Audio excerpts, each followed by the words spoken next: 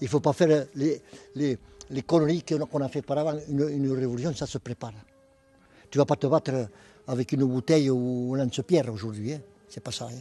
Il a dit, dans un pays, le 3 ou 4% de gens cultivés provoqueraient une révolution et organiseraient une révolution, c'est gagné. Maintenant, si on part comme ça à la débandade, c'est perdu. Pour faire bouger un pays, un 3 ou 4% de gens bien informés, bien centrés à gauche, ils te font bouleverser. C'est ce qui est arrivé en Espagne. Hein. Ce qui est arrivé en Espagne. Hein. Ils n'étaient pas nombreux au départ, hein. Mais disons qu'il y a eu des escassos, il y a eu des routes, il y a eu des gens qui ont fait marcher ce mouvement. Tu vas à une réunion. Moi, je suis à des réunions. 2 ou 3 types, et tu es 30 ou 50, 2 ou 3 types te font bouillir cette pièce. Quand je veux te dire. C'est des meneurs, c'est des gens qui... C'est ce qui manque aujourd'hui. Il manque des meneurs là-dedans, moi je dis. Oui. Nous, on est là, prêts, mais il faut qu'on soit épaulé par d'autres gens. Sol et liberté. Soleil et liberté. C'est ma maman qui m'avait mis ce nom. Carmen. Et ma mère, elle était enseignante, elle a fait que le travail, elle n'a pas de travail, et elle s'est mise dans une usine d'armes. Voilà. D'armement pour les révolutionnaires, pour la guerre d'Espagne, pour les rouges, si tu veux. Hein? Oui.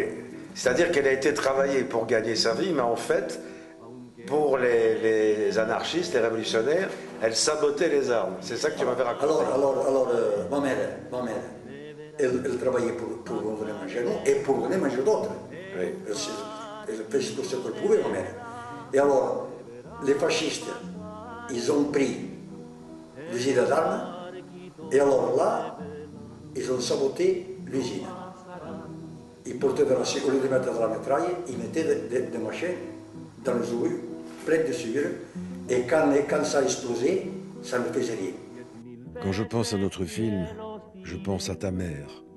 Je pense à Mir, dit Ross, celui que tu appelles ton oncle, et je pense à toi, Floréal.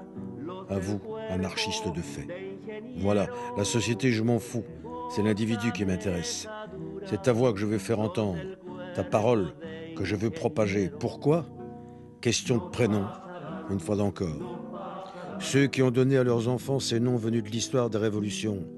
Ceux qui ont cru au changement, au bouleversement, au progrès chèrement payé pour le bien de l'humanité, et bien ceux-là ont sans aucun doute quelque chose à dire. Tu me dis souvent, Floréal, je vais te dire le quelque chose. Eh bien, Floréal, dis-le, je veux le mettre dans notre film. Ce quelque chose doit être entendu. En ces temps où dans nos parfaites démocraties, des dirigeants européens sont passés sans crier gare au-dessus de la volonté de leur peuple. L'histoire ne se répète pas, Floréal, elle bégait. Elle me disait toujours, une femme, il ne faudrait pas qu'elle travaille, qu'elle s'occupe de ses enfants. Le mari travaillait et gagnait plus pour nourrir ses enfants. Donc ta maman ne voulait pas travailler au départ, elle voulait élever ses enfants. Mais elle a été obligée à travailler. Oui, ça on va y arriver, je sais où elle a travaillé. Et donc ton papa travaillait dans les mines. Dans les mines, oui. Et est-ce qu'il n'était pas syndicaliste à un moment donné? Il était syndicaliste, il faisait maison par maison, oui, pour que les gens soient syndicalistes. Oui. Et alors le patronat, quand il a vu ça, ils ont essayé de l'éliminer parce que ça faisait tout le bon. Et il y avait beaucoup de gens qui ne pouvaient pas payer les cotisations, et mon père disait, excuse-moi, moi je vous les paye. Tu travailles à ton plaisir. Ouais. Tiens, demain j'ai envie d'aller planter des choux. Et après-demain, j'ai envie d'aller des girafes parce qu'il faut la clôture. Exactement. Ouais. Ça, c'est la liberté du travail. Ça, mais ils savent plus ce que ça veut dire le mot liberté. Attends, je vais te finir. Aujourd'hui, moi, le plat, il me sortait par les oreilles, à force de verre, parce qu'il fait plat. Et je travaillais plus. Je le vois aujourd'hui que je suis en retraite, je me crève comme un idiot. Demain, je m'en vais faire du bois, demain, je m'en vais au jardin travailler. Et tu travailles avec plaisir, tu fais un travail que tu le fais avec goût. pas avec obligation. Le plus mal support pour moi, je ne sais pas pour vous autres, mais c'est de dire demain il faut que je revienne ici. Demain il faut que je revienne ici. Ça, c'est pour moi, vers la fin, là aujourd'hui, je me choisis le travail. Et je travaille plus qu'avant. Là, avec son fils. Ils ont envoyé après. Tu l'as filmé ça? Il saute. Hein.